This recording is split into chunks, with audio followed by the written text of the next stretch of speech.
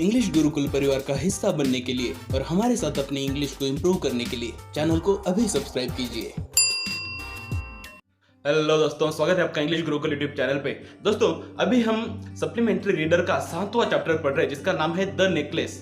इस चैप्टर को जब मैं पढ़ता हूँ तो मुझे बॉलीवुड की आनंद फिल्म का एक गाना याद आता है। जिंदगी कैसी है पहेली हाय, कभी ये हंसाए कभी ये रुलाए। दोस्तों, जिंदगी को कोई समझ नहीं पाया। अक्सर हम देखते हैं कि जिंदगी में कई सारे अच्छे लोगों के साथ कई टाइम पे बुरा होता है, तो हमें ऐसे लगता है कि आखिर ऐसा होता क्यों है। चलो पढ़ते हैं इस कहानी को, जिसके लिखा है फ्रेंच के किंग ऑफ शॉर्ट स्टोरीज कहे जाने वाले मिस्टर गाय डी मॉपेसेंट ने। ये कहानी है मैटिल्डा नाम की एक महिला की जो बेहद खूबसूरत है और उसे लगता है कि भगवान ने उसके साथ ज्यादती कर दी है। उसे एक ऐसे परिवार में जन्म दिया है जो एक क्लेरिकल परिवार है। उसकी खूबसूरती के साथ उसके परिवार या उनका रहन सहन वो मैच नहीं करता, और यही रीजन है कि अपने नॉर्मल परिवार के कारण वो भी किसी बड़े परिवार में शादी नहीं कर पाई और उसने खुद को एक क्लर्क के साथ शादी करने की इजाजत दे दी। कहने का अर्थ हुआ कि उसका पति एक क्लर्क है जो बोर्ड ऑफ एजुकेशन में, जो शिक्षा विभाग के अंदर क्लर्क के पोजीशन पे काम करता है। अब मैटिल्डा की एक दोस्त है मिसेस फॉरेस्टियर, जो कि बेहद अमीर है, और जब भी मैटिल्डा उसे मिलने जाती है तो वापस आने के बाद वो बहुत रोती है, क्योंकि उसकी अमीर दोस्त को मिलने के बाद उसे खुद की गरीबी का एहसास होता है। उसे ये समझ में आता है कि उसके पास उतने अच्छे कपड़े नहीं है, उसके पास गहने नहीं है, और मैटिल्डा को इन्हीं सब चीजों से बहुत ज्यादा प्यार था। उसे ऐसा चाहिए था कि उसके पास अच्छे अच्छे कपड़े हो, अच्छे गहने हो, वो जहाँ पे रहे वो अच्छी जगह हो, साथ ही साथ जब वो खाना खाए तो अच्छे अच्छे चाइना डिशेस में खाना खाए। लेकिन उसका जो पति था मिस्टर लॉयजेल, वो ऐसे नहीं थे। उनके पति नॉर्मल चीजों के अंदर खुश थे। शाम को जब वो आते थे ऑफिस से और जब साधारण सी डिशेस के अंदर में नॉर्मल सा खाना परोसा जाता था, तब भी वो बहुत खुश होते थे और कहते थे, वाह आज कितना अच्छा खाना बना है, मैं तो बहुत खुश हो गया। तो यहाँ पे पत्नी और पति, इन दोनों के एटीट्यूड के बीच में या जिंदगी को देखने के नजरिए के बीच में काफी डिफरेंस था। ऐसे में एक दिन मिस्टर लॉयजेल को एक इनविटेशन मिला बोर्ड ऑफ एजुकेशन की ओर से। उनके जो भी मिनिस्टर थे वो अपने घर के अंदर एक पार्टी रख रहे थे। अब जाहिर सी बात है, अगर बोर्ड ऑफ एजुकेशन के मिनिस्टर एक पार्टी रख रहे हैं तो एक ग्रैंड पार्टी है, और एक व्यक्ति जो क्लर्क की पोजीशन पे काम करता है उसे अगर मिनिस्टर के घर में पार्टी के लिए इनविटेशन मिले तो ये अपने आप में बहुत ही गर्व की बात है, बहुत ही अभिमान की बात है। तो वो उस इनविटेशन कार्ड को लेकर आए और उन्होंने मैटिल्डा को इनविटेशन कार्ड दिखाया। तो जैसे ही मैटिल्डा ने वो कार्ड देखा तो उसने उस कार्ड को टेबल के ऊपर फेंक दिया और वो कहने लगी कि तुम्हें क्या लगता है मुझे क्या करना है इस इनविटेशन कार्ड से। तो वो कहता है, मैटिल्डा, बहुत ही गिने चुने लोगों को ये इनविटेशन मिला है, बोर्ड ऑफ एजुकेशन के जो मिनिस्टर है उनके घर में पार्टी होने वाली है, ये बहुत ही सम्मान की बात है कि मुझे भी ये इन्विटेशन मिला है। तो वो कहते हैं कि ऐसी बड़ी पार्टी में जाने के लिए तुम्हें क्या लगता है मुझे क्या पहनना चाहिए। तो अब ये ऐसा सवाल है जिसे सुनने के बाद मिस्टर लॉयजेल थोड़े से सकपका जाते हैं, वो समझ नहीं पाते कि इसका आंसर क्या दे, और वो कहते हैं कि वो ड्रेस जो तुम थिएटर में जाते वक्त पहनती हो वो ड्रेस तुम पे बहुत अच्छा जचता है, बहुत खूबसूरत लगती है उसमें, तुम उस ड्रेस को पहन सकती हो। तो इसमें वो रोने लगती है, मैटिल्डा बुरी तरह से रोने लगती है, और जब उनकी बीवी रोने लगती है तो मिस्टर लॉयजेल को ये समझ में नहीं आता कि अब वो क्या बोले। अक्सर ऐसा हो जाता है कि हम किस तरह से सामने वाले व्यक्ति का सांत्वन करें या किस तरह सामने वाले व्यक्ति को रोते हुए को रोके, ये हमें समझ में नहीं आता। और वैसा ही मिस्टर लॉयजेल के साथ भी होता है। और फिर वो कहता है कि क्या हुआ मैटिल्डा, तुम क्यों रो रही हो, बताओ मुझे। और फिर वो कहते हैं कि तुम ये इन्विटेशन कार्ड तुम्हारे किसी दोस्त को दे दो जिसकी बीवी ऐसे कार्यक्रम में जाने के लिए, ऐसे पार्टी में जाने के लिए बेटर सूटेड होगी, या फिर जिसके पास अच्छे कपड़े होंगे उन्हें तुम दे दो। अब ऐसी बात जब उनकी बीवी बोलती है तो एक हद तक उन्हें ऐसे लगता है कि ये अभी बात तो बहुत इस हद तक चली गई कि मेरी बीवी सिर्फ अच्छे कपड़े नहीं है इस कारण से पार्टी में नहीं आ सकती। तो वो कहता है कि ठीक है मैटिल्डा, हम इस मैटर को सॉल्व करेंगे, तुम बताओ कि तुम्हें कितने रुपए चाहिए होंगे जितने में कि तुम एक अच्छा सा ड्रेस खरीद पाओ और उस ड्रेस को तुम और कारणों के लिए भी यूज कर पाओ। दोस्तों, अक्सर जो मिडिल क्लास व्यक्ति होता है वो सोचता है कि मैं सिर्फ एक बार यूज करने वाले कपड़े ना खरीदूं। वो कहता है कि तुम ऐसा ड्रेस खरीदो जिसे तुम पार्टी में तो यूज करो ही, साथ ही साथ अदर ऑकेजन्स, और कोई कार्यक्रम हो तो वहां पे भी वो काम आए, ऐसा ड्रेस तुम खरीदो। इसके ऊपर मैटिल्डा सोचती है, अक्सर बीवियों को पता होता है कि अपने पति के पास कितने पैसे हैं, तो वो पूरा कैलकुलेशन लगाती है और वो सोचती है कि मैं एक ऐसा आंकड़ा बताऊं जिसे सुनने के बाद मिस्टर लॉयजल ऐसे चकरा ना जाए और डायरेक्टली रिफ्यूज ना कर दे। साथ ही साथ इतना आंकड़ा बताऊं कि जिसमें मेरा अच्छा सा ड्रेस भी आ जाए। तो वो बोलते 400 फ्रैंक्स, 400 फ्रैंक्स। अब ये फ्रैंक्स ये करेंसी है फ्रांस की। तो हमें पता चलता है कि ये जो पूरी कहानी हो रही है ये फ्रांस देश के अंदर घटित हो रही है। अब मिस्टर लॉयजल ये आंकड़ा सुनने के बाद सोचते हैं कि मैंने तो बराबर 400 फ्रैंक्स ही जमा करके रखे थे और मुझे मैटिल्डा उतने ही रुपए मांग रही है। कहीं ना कहीं उनका कैलकुलेशन होता है कि ये $400 या 400 फ्रैंक्स का उपयोग वो एक गन खरीदने के लिए करने वाले होते हैं। उनके जो दोस्त होते हैं उनके साथ वो वहां पे जो बर्ड्स होते हैं उनका शिकार करने का शुरू करने वाले थे। हो सकता है उनकी वो हॉबी हो, तो अपनी हॉबी के लिए उन्होंने 400 फ्रैंक्स वहां पे जमा कर रखे थे और मैटिल्डा ने वो रुपए मांग लिए। इसके ऊपर बड़ी उदारता के साथ वो कहते हैं ठीक है मैं तुम्हें 400 फ्रैंक्स दे दूंगा, लेकिन कोशिश करो कि तुम एक अच्छा सा ड्रेस खरीद लो। अब मैटिल्डा बहुत खुश हो जाती है, उसे 400 फ्रैंक्स मिल जाते हैं, वो एक अच्छा सा ड्रेस अपने लिए खरीद लेती है। अब पार्टी के दिन जैसे जैसे नजदीक आते हैं वैसे मैटिल्डा का मूड खराब होता हुआ मिस्टर लॉयजल को नजर आता है। वो कहते हैं मैटिल्डा क्या हुआ, 2-3 दिनों से तुम बहुत विचित्र सा बिहेवियर कर रही हो, ऑड सा बिहेवियर कर रही हो। तो उसके ऊपर वो कहती है कि मेरे पास अच्छा ड्रेस तो है लेकिन मेरे पास कोई गहना नहीं है जिस गहने को पहन के मैं उस पार्टी में जाऊं। तो इसके ऊपर मिस्टर लॉयजल कहते हैं कि तुम फूलों को पहन लो, इस सीजन में काफी खूबसूरत फूल आते हैं, तो वैसे कुछ फूलों को पहन लो, बहुत अच्छी लगोगी। तो फिर से एक बार वो इरिटेट हो जाती है, अपसेट हो जाती है और फिर मिस्टर लॉयजल सजेस्ट करते हैं कि अरे हम कितने पागल हैं, तुम्हारी दोस्त मिसेस फॉरेस्टियर जो है तुम उनके पास जाओ और उनके पास से 1-2 दिन की तो बात है, तो तुम उनके पास से कोई गहना उधार ले लो, उनसे तुम कोई गहना ले लो। और फिर यह सुन के मैटिल्डा खुश हो जाती है।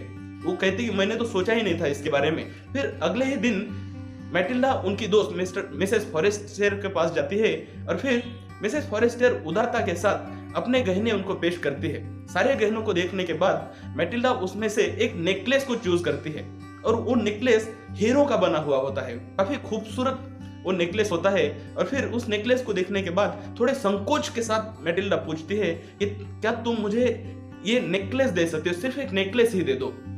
तो ऐसे में मिसेस फॉरेस्टियर उन्हें वो नेकलेस दे देती है। फिर जिस दिन पार्टी होती है उस दिन पूरा रॉक कर देते हैं मैटिल्डा उस पार्टी की जान बन जाती है। हर कोई उनके साथ डांस करना चाहता है, हर कोई आके उनको अप्रिशिएट करता है कि आप बहुत खूबसूरत दिख रही हैं। और सुबह के 4 बजे तक डांस करती रहते हैं, पार्टी एंजॉय कर रही होती है।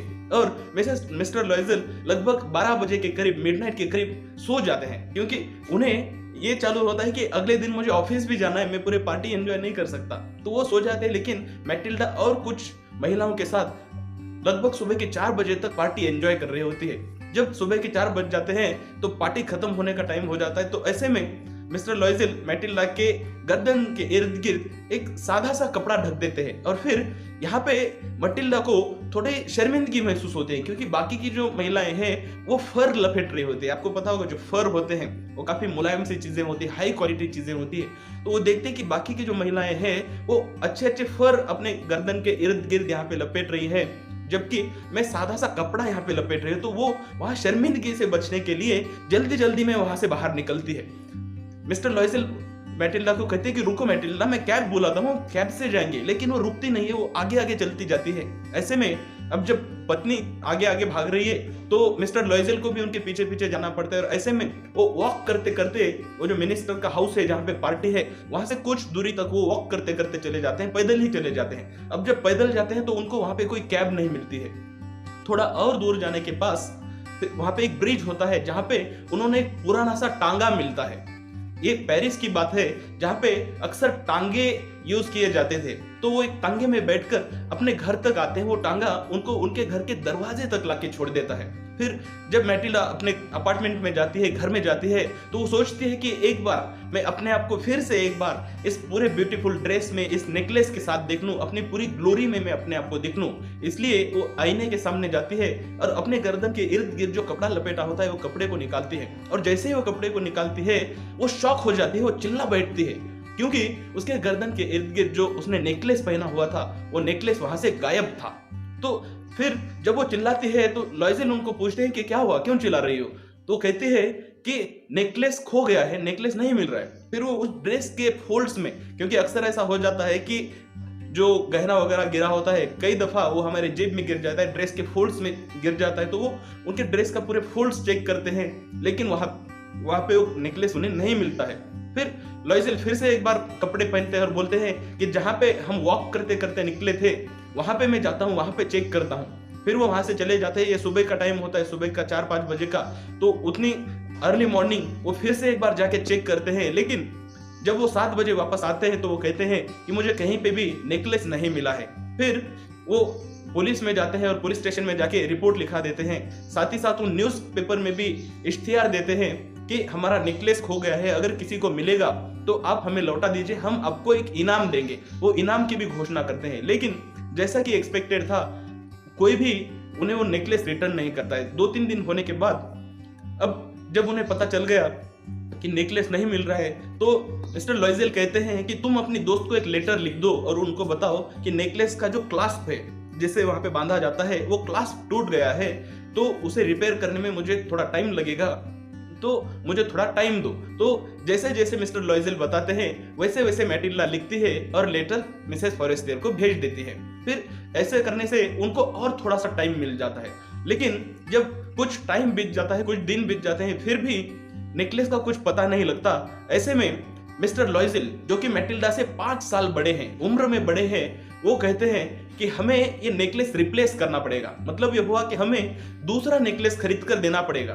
अब क्योंकि वो पति भी है, मेल है उस परिवार के, साथ ही साथ उम्र में भी बड़े हैं, तो उन्होंने जो बोल दिया वही एक फाइनल डिसीजन सा हो जाता है। और फिर मिस्टर लॉइजल के पास जो कुछ पैसे बचे हुए होते हैं उन पैसों का उपयोग करके और बाहर से काफी सारे पैसे उधार लेने के बाद वो 36,000 फ्रैंक्स कीमत का एक नेकलेस, जो लगभग उसी नेकलेस की तरह दिख रहा था, वो नेकलेस खरीद कर लाते हैं। और फिर वो नेकलेस जब मैटिल्डा मिसेस फॉरेस्टियर को रिटर्न करने जाती है तो मिसेस फॉरेस्टियर वो डिब्बे को खोलकर तक नहीं देखती, बस वो इतना ही कहती है कि तुम्हें मुझे ये जल्दी लौटा देना चाहिए था, हो सकता है मुझे कहीं जरूरत पड़ती तो मैं क्या करती।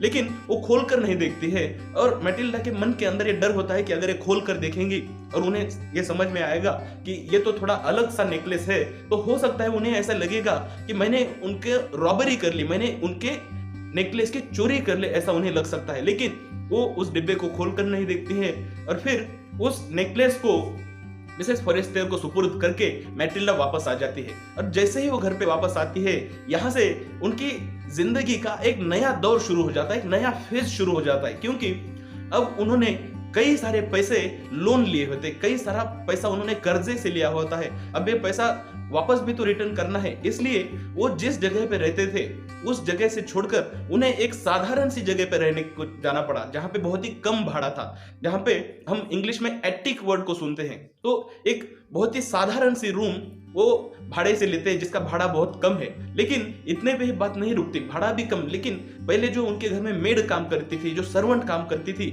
नौकरानी को भी वो वहां से हटा देते हैं। अब घर का सारा काम मैटिल्डा को करना पड़ता है। वो बर्तन घसती है, कपड़े धोती है, पानी नीचे से ऊपर तक जब ला रही होती है तो सीढ़ियों पर से चढ़ते चढ़ते जो एक एक लैंडिंग होती है वहां पर उठाते उठाते वो ऊपर तक पानी लाया करती है। घर के सारे गंदे कपड़े साफ करती है, पूरे घर की साफ सफाई करती है। ऐसे में मैटिल्डा जब बाहर किराना लाने के लिए या सब्जियां लाने के लिए जाती है तो पूरा निचोड़ देती है सामने वाले सब्जी वाले को, ये एक एक पैसा बचाने की कोशिश करती है। और फिर इस तरह से उसके शरीर के अंदर और उसके अंदर काफी सारे चेंजेस हो जाते हैं। पहले जब वो एक बहुत ही खूबसूरत महिला दिखती थी, अब वो एक आम महिला दिखने लगती है जो कि बहुत ही रफ एंड टफ है।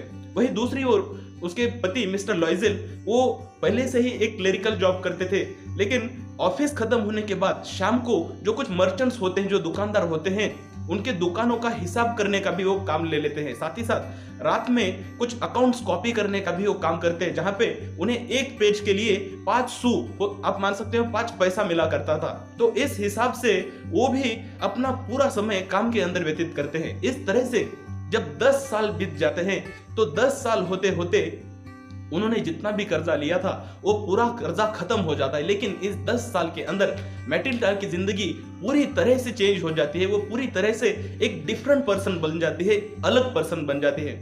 ऐसे में कभी कभी जब उन्हें थोड़ा वक्त मिलता है और जब वो शांति से बैठी हुई होती है घर में, तो वो याद करती है उस दिन को जिस दिन वो इतनी खूबसूरत लग रही थी। उस पार्टी में सभी आके उनको अप्रिशिएट कर रहे हैं, सब उनको कह रहे थे कि आप कितनी खूबसूरत लग रही है। वो उस पार्टी की जान बन गई थी। उनकी जिंदगी का वो सबसे आनंददायी दिन था, सबसे खुशनुमा दिन था। अक्सर वो बैठे बैठे सोचा करती थी कि उस दिन अगर वो नेकलेस गुम नहीं हुआ होता तो मेरी जिंदगी किस तरह से हो सकती थी।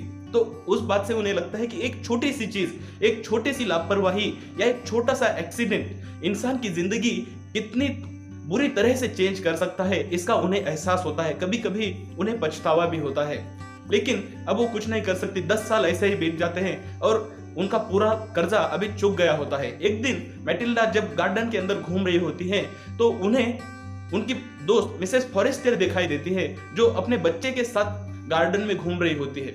जब वो मिसेस फॉरेस्टर को देखती हैं तो उन्हें वो पहले की तरह ही जवान, पहले की तरह ही खूबसूरत नजर आती है, जबकि मैटिल्डा पूरी तरह से चेंज हो चुकी है। अब वो एक रफ एंड टफ दिखने वाली महिला हो चुकी है।